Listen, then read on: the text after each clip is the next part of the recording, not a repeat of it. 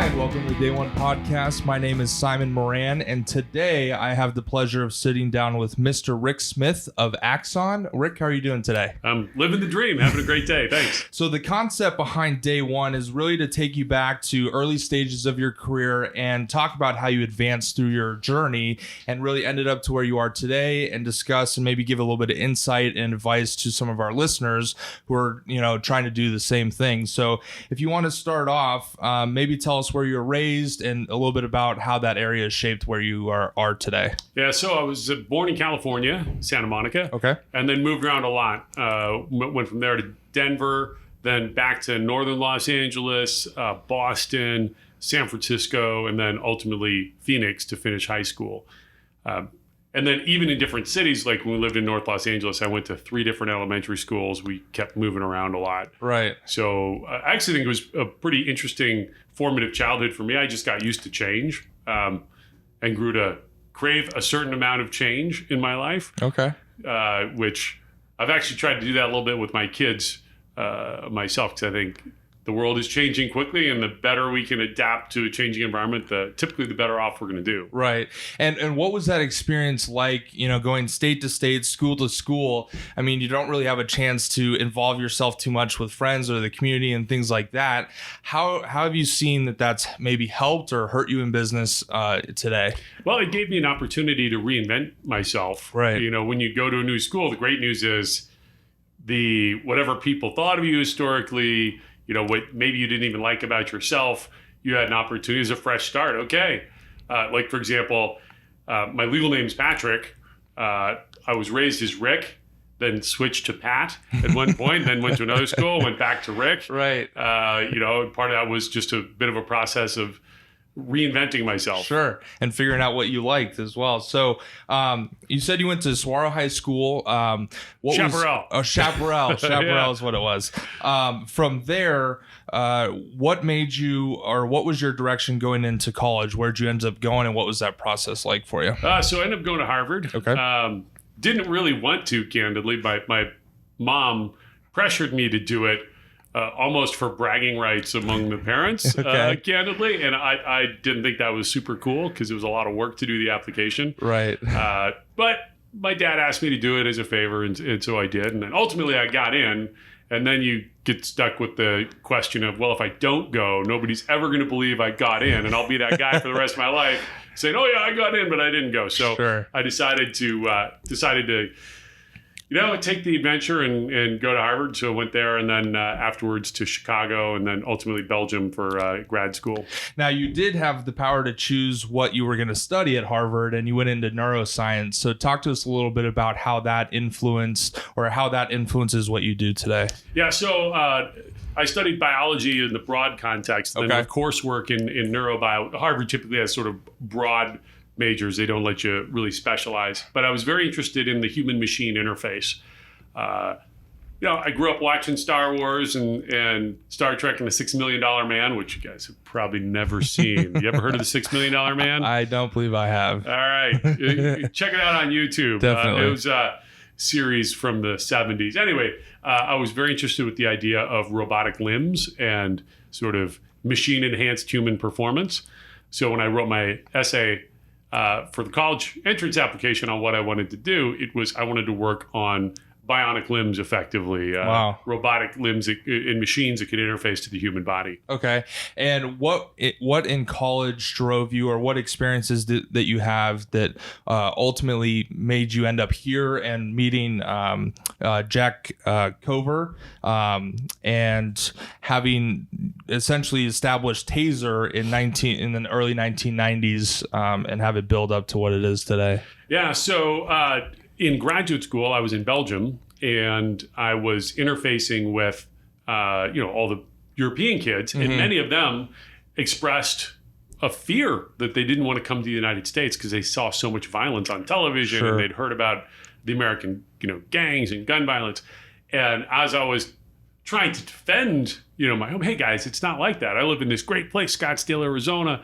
It turns out a couple friends of mine were shot and killed in a road rage incident that happened right in the parking lot of the Hyatt down in Gainey Ranch. Wow.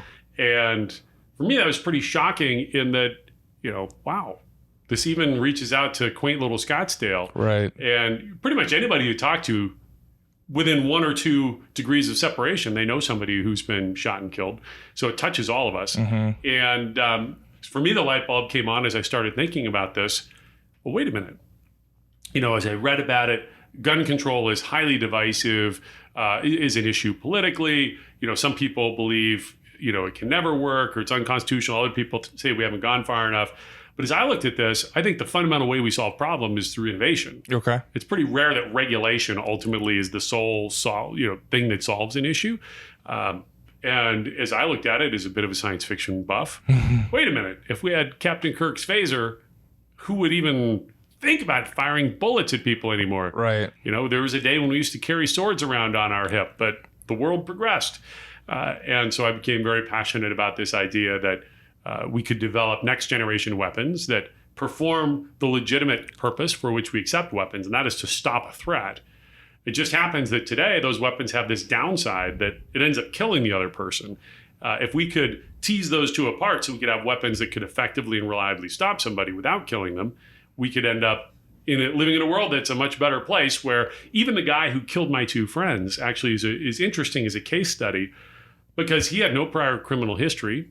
It wasn't a robbery. It was just an incident, an argument that spun out of control. And my 2 friends were, they were playing college football. They were kind of big guys. Mm-hmm. And this guy had a gun clearly for self-defense. And as the situation spun out of control, the gun comes out.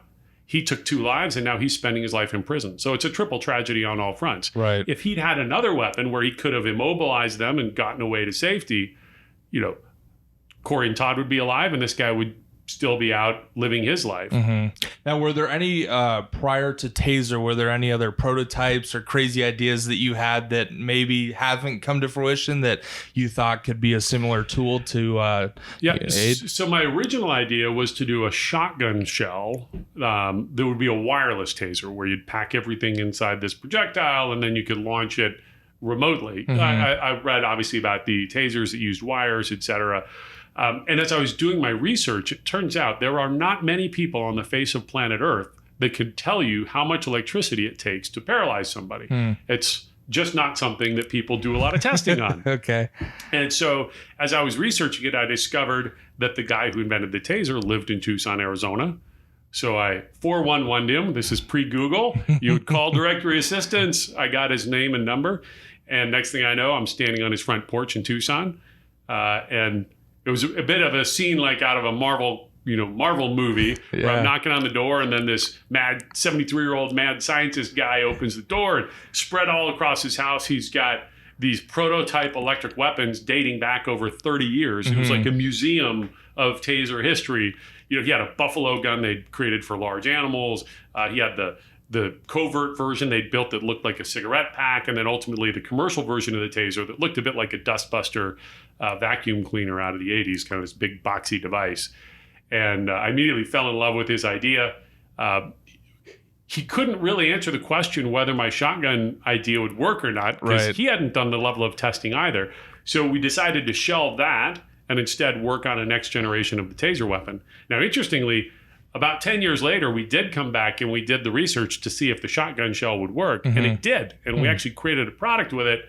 Ultimately, it worked great in the lab. Unfortunately, it didn't perform out in the field very well, and we ended up discontinuing that product. Okay. So, one thing I tell a lot of people is, you've got to be flexible when you think about your business plans. Much like battle plans, they typically change the minute the first shot is fired. And so directionally, I knew where we wanted to go, but, we had many twists and turns along the way where we had to adjust our plan. Right. And obviously, speaking of today, you've built it into a highly successful company. Looking back then, did you have a specific idea in mind in the direction you wanted to go as far as working with police departments and law enforcement, and that's what you really wanted to provide them? Or what were some of your ideas there? No, we started in the consumer business.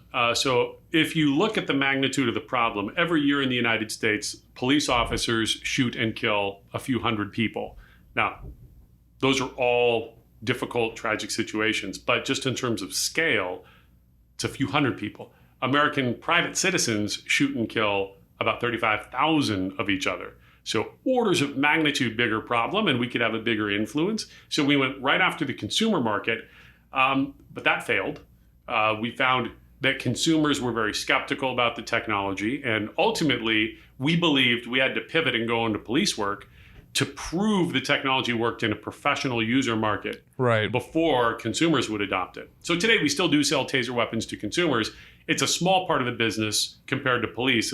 Police and military is like 95% of the business today. Okay, and what did that process look like for you as far as going and presenting these tools that these law enforcement officers could use? Were they initially open to it, or were they skeptical as well? Everybody was skeptical. You know, when we started with this idea that, hey, we're going to build electric weapons to incapacitate people, you know, even my best friends from college would laugh at me. They thought it was ridiculous. Right. And when we went into police work, you know, cops are inherently very skeptical people. And so we ultimately had to prove to them that the weapons were going to work. And candidly, some of their skepticism was well placed. Early versions of the taser were not as effective as they needed to be. And so ultimately we had to, we had to fix the underlying technology before we entered police work. But once we did, boom, then it just took off. And so what were some of those initial road bumps? Was it just consistency of voltage, or what were some of the issues that you were overcoming? It was just generally underpowered. Rodney King, the famous Los Angeles motorist that was beaten by the LAPD in the early 90s, Rodney King was shot with an LAPD taser and it did not work. And so the officers then went to their batons and they were striking him excessively with the batons, which led to all the outcry and outburst over that incident. But that was sort of the most public use of the taser everybody knew of in the late 90s. And the problem was that they had never done really the underlying biological testing. So even Jack, the original inventor, they had done some basic testing on volunteers. But if you really want to know how much electricity it takes to incapacitate a person, you've got to do some fairly aggressive testing that you wouldn't do on people. We use anesthetized pigs because their muscles are pretty similar to ours. And with that, you can really... so we actually ended up doing the foundational testing using pigs, where once we started doing that testing, very quickly we were able to discover exactly what the secret sauce was. Because what we want to do is we don't want to just cause pain. We actually want to physically paralyze your muscles, which means we're going after the alpha motor neurons, the nerves that control your muscle movement. And that's something we could measure pretty precisely once we figured out the test apparatus. So that was the key. First, we had to figure out how much electricity does it take to do what we need it to do to the body of a large mammal like a man or a pig. And then we could build that into a product and then, manufacture it, ship it. But it's that foundational piece that nobody had ever really done before we did it. Right. And today we're sitting in Scottsdale at the headquarters of Axon. And when we first walked in, it's an awesome experience, a really open environment, really cool. The front doors, really interesting coming through. I've noticed that you guys you're an open office, you work together a lot. How do you drive a positive company culture to continue to build the growth of your company? Well, I think a lot of it comes from just having a phenomenal mission. The fact that everybody here clearly knows that what we're working on is trying to bring about less violence in the world, to whether it's help police or private citizens protect themselves, and to ultimately reduce and ultimately finish the process of people killing each other. In fact, that's why I wrote this book that we just published earlier this year called The End of Killing. It is our manifesto that we don't believe that we need to always live in a world where we just accept that we're the homicidal naked apes that kill each other. Right. And in fact, the course of human history over the past several hundred years has proven we've become far less violent than we used to be a few hundred years ago. And so we're the tech company that's building the tech to take away the excuse of why we still kill each other in these edge cases today. And when you have that crystal clear a mission, I think it's very easy for people to rally around it. And what is your leadership approach on your end? Are you someone that's helping direct a lot of actions every day, or are you just letting other managers and people kind of facilitate things? Yeah, so I've had to learn to let go. This is, I think, probably the toughest transition I've had to make in my personal life. From founder to CEO is a big transition. When you're a founder, you have to be in the middle of everything, right? There's nobody to delegate to. early on, you've got to pivot. You're making decisions and moving very quickly. And if you're trying to delegate that through a large team, it's just not going to work. I think that's why a lot of like successful CEOs who then try to go be entrepreneurs, track record isn't usually very good. Sure. Because if you're used to managing huge teams with lots of resources, totally different skill set.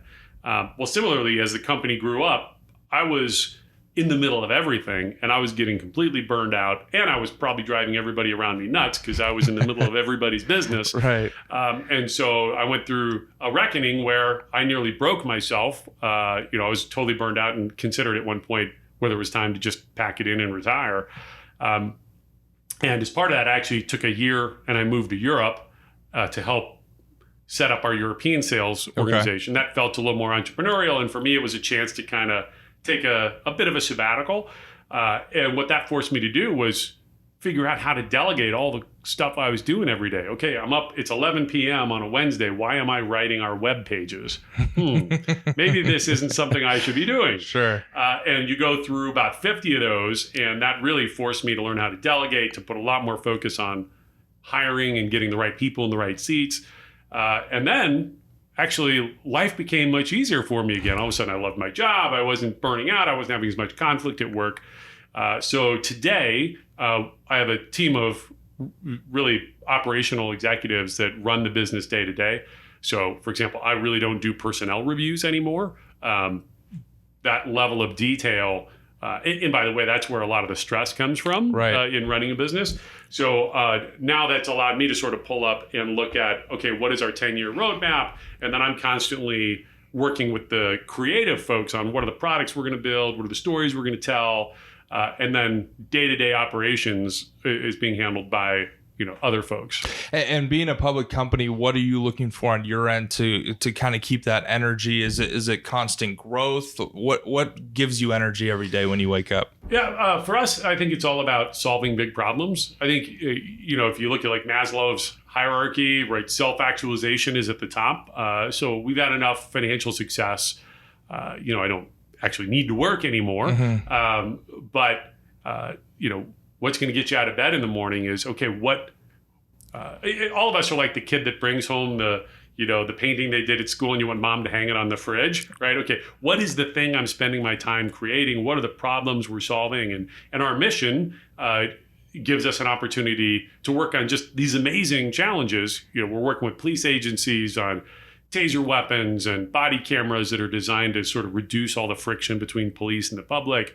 And now we've amassed this massive data set. We're running 65 petabytes, 65 million gigabytes of video, police video, and it's growing like 3 to 4 petabytes a month. Wow. So now the question is, okay, what can we unlock? What's hidden in that data that could help us maybe identify potentially bad cops before they hurt somebody, or help identify criminal activity? How do we do it in a way that doesn't violate everybody's privacy by turning this into, the surveillance state? So the fact we get to work on these really gnarly, challenging, technical, ethical, legal, societal problems, that's really fun. Definitely. And in speaking of that, it sounds like it's really exciting and things like that. But if, like you said, you get to that stage of where you're getting to burnout, what are some of the things that you do now to kind of, give that relief? And what are maybe some things you do around Arizona, or to kind of step out of work for a minute before you have to reapproach? Well, I've got kids. Okay. So that's my number one therapy I recommend. Kids are just fantastic. They really just give you an opportunity to unplug in a totally different way. And so I truly love fatherhood. It's just a joy, and it's a great way, actually a buddy of mine plays video games. It was telling me like video games are great for him because it forces you to concentrate. Right. Whereas when you're watching TV or a movie, you can still be thinking about, background work stuff. Kids can be similar, right? They can engross you in different activities that get your mind off of work. And one thing we've done here is I actually have come to believe, having gone through burnout myself, burnouts are not productive people. Mm-hmm. And I think too many times today, people have this expectation that you need to work 24/7 and you need to prove that you're the hardest working person, in your team. I think that's actually not true. We don't track vacation time here. We trust everybody. Hey, get your work done and get the heck out of here. We're not going to track how much vacation time you take. Now, if you're a slacker, you're not going to last here long. We'll move you out whether or not you're taking vacation time. But I find it's more you need to be pushing people, hey, unplug, put your phone on Do Not Disturb at night, turn it off for at least one day on the weekends and really unplug. Just like Olympic athletes don't overtrain, right? They work really hard and then they recover. Sure. I think similarly, we're all organisms and our brains need a chance to recover. And ultimately, I think that makes us better problem solvers and more functionally effective when we are engaged. And where are you looking for top talent as far as Axon is concerned? How are you finding people that are able to come in and help you grow your company? That's a great question. If I could go back and give myself one piece of advice when I was 23 starting this place, it would be to spend a lot more time on talent than anything else. You hire one great person and you've effectively just done more than you could do in your entire career because you've just doubled yourself or maybe even more in that functional area. Right. Where I'd say early on, I was much too focused on, I've got to be the smartest guy in the room solving every problem. And that doesn't scale well. So today we do a lot of recruiting right out of universities. I love getting fresh young minds before they get polluted working at some other company and give them an opportunity to grow here. We have a leadership development program where we rotate people around both in engineering and in other functions.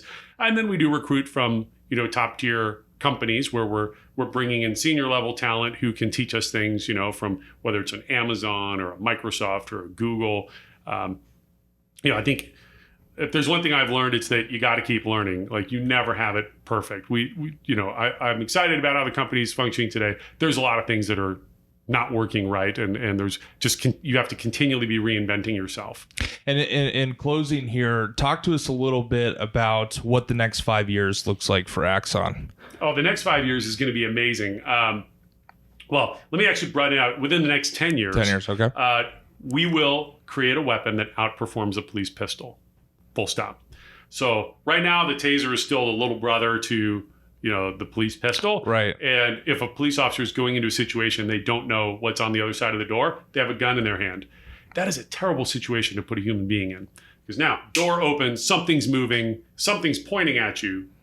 You have to basically decide to take a life or not with imperfect information when you are stressed, your heart's racing, you have an adrenaline surge.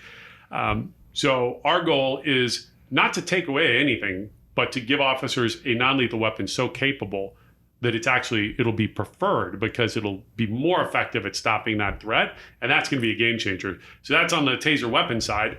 And then on the software side, we have the most interesting data set in the world with 60 million gigabytes of police audio and video. So we've been building out an artificial intelligence team led by a former senior researcher from Uber, who was working on their self-driving car program, to how do we actually train our cameras and our software using AI to do all of the reporting for police so they don't have to sit at a keyboard all day. Right. That's the one thing that I hear that they hate the most is all that paperwork. It's a gigantic waste of time. Yeah, definitely. They need to do it because you have to document these interactions, but that is a perfect application for transcription and other AI machine vision to be able to basically look through a video, pull out the key photos, scan a driver's license, fill out names and addresses, be able to dictate your narrative very quickly.